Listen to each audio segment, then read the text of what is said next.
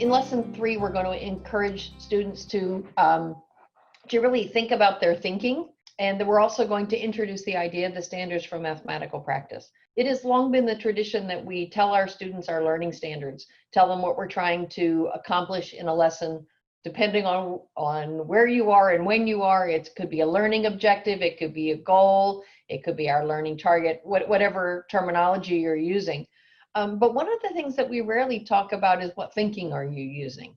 And so in this lesson, they have the opportunity to dive in on the standards for mathematical practice that we would like to encourage students to develop their thinking around, not just mathematical content, but also that thinking.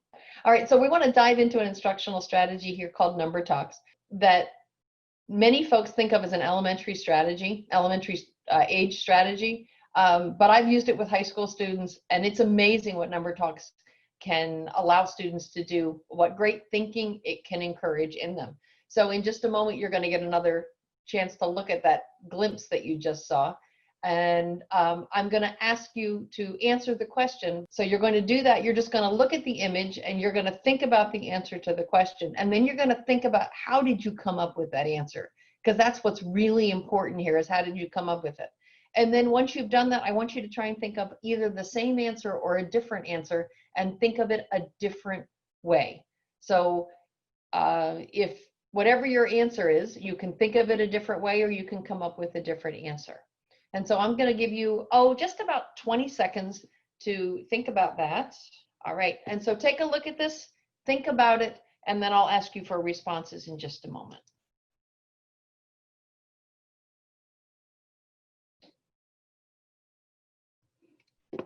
Okay, so in the chat, would you type, please, how many squares did you see?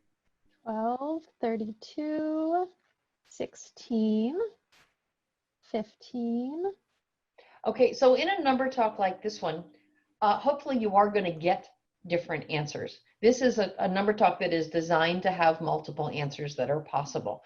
And so once you've invited students to give their answers, then you ask them to explain how they thought about it. So would you either raise your hand or type in the chat that you're willing to share? For example, how about someone who got 12 as an answer? Someone who would like to share their thinking for that. And I usually set up a template like this so that I can annotate what the students do tell me they're thinking. And of course, in a classroom, if nobody's willing to share, then you can gently nudge them by, oh, Trevor, thank you. It looks like Paula has unmuted. Paula, are you willing to share?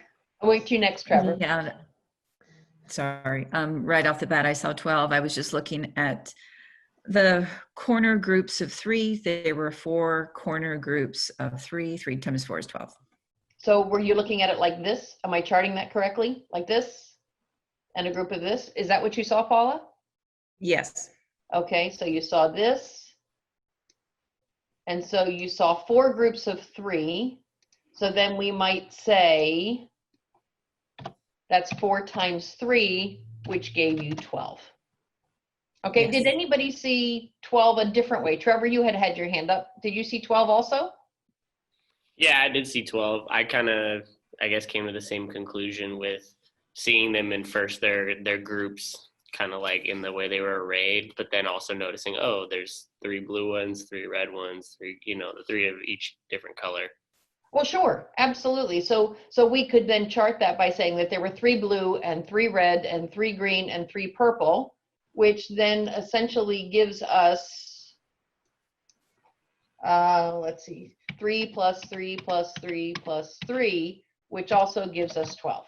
So different ways of thinking of getting 12, same idea. All right, what about somebody who got a different answer?